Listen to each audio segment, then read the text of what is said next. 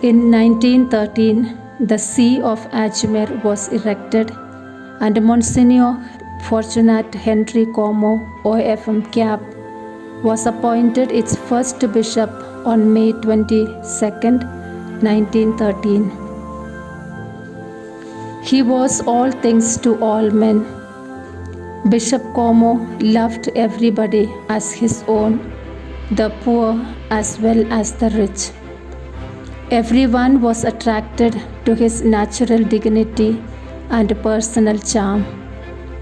His parental love, kindness, and concern for all endeared him to the people.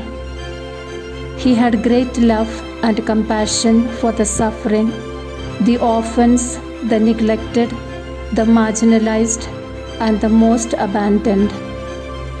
His loving services to the people who were affected during the famine and the cholera epidemic were appreciated much by all, including the government officials and the Rajas. A true son of Saint Francis of Assisi, he mixed with all types of people, the poor and rich, the educated and illiterate, the elite and the middle class. When, with the Rawats and Beals in the villages, he visited each and every home, sat and talked kindly to them, and played with their children. Father Fortunat had another touching experience during this critical period of cholera that was recorded in his personal diary. He was informed of a Catholic soldier who had shot dead his captain out of revenge. He was imprisoned at Nemach, condemned to death. Father Fortunat was a friend of the military officers and soldiers, so he was allowed to meet this convict in the prison. The convict's name was Henry Davis. When Father entered his cell, the prisoner asked the priest to sit with him on condition that he would not try to speak about religion or saving his soul. Father agreed and sat near him on his bed and let him speak on different subjects that he wished.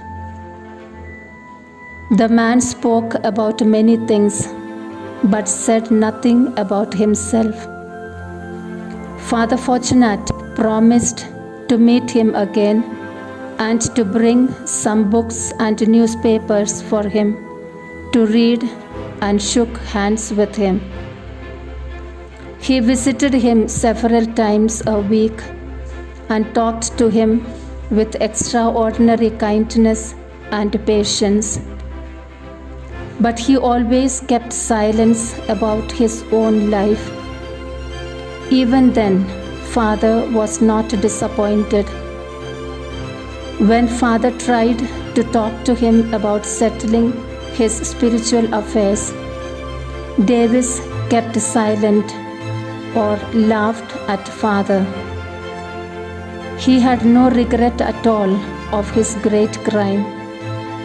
Even then, Father did not give up hope. He continued to visit him and ardently prayed for him, placing all his trust in the Sacred Heart of Jesus and the Immaculate Heart of Mary. And at last, the convict's heart changed. He accepted his guilt, repented, and made his confession. He thus reconciled with God and men and received Jesus in Holy Communion. Later he said, "Father, I understood the difference between you and the others. Abandoned and despised by all, I saw that you alone were still my friend. and that you alone wished me well. That was the beginning of my conversion. On the day of his execution, he accepted his guilt before his companions and willingly went to the gallows. With special permission, Father Fortunat accompanied him till the end. When he stood up, Father kissed him, saying, "Go, my friend, may God help you." Peacefully and courageously he accepted death. An hour later, Father Fortunat administered the funeral rites of Davis with the captain and the other staff. Father prayed, asking for God's mercy and pardon for Davis. Thus, Father Fortunat preached the gospel of Jesus by his dedicated service of love and compassion to all. The story began in Tours in France and continues in the fiery desert of Rajasthan. Nor does it end there. Indeed, the story is still being written in isolated missions, among tribals, in crowded schools in cities, in hospitals, HIV/AIDS centers, in homes for senior citizens, destitute women, in trade schools, and in social work centers. The story is not yet finished. God grant it may never finish until all things are brought back to the Father, all things in heaven and earth, through his Son's death on the cross.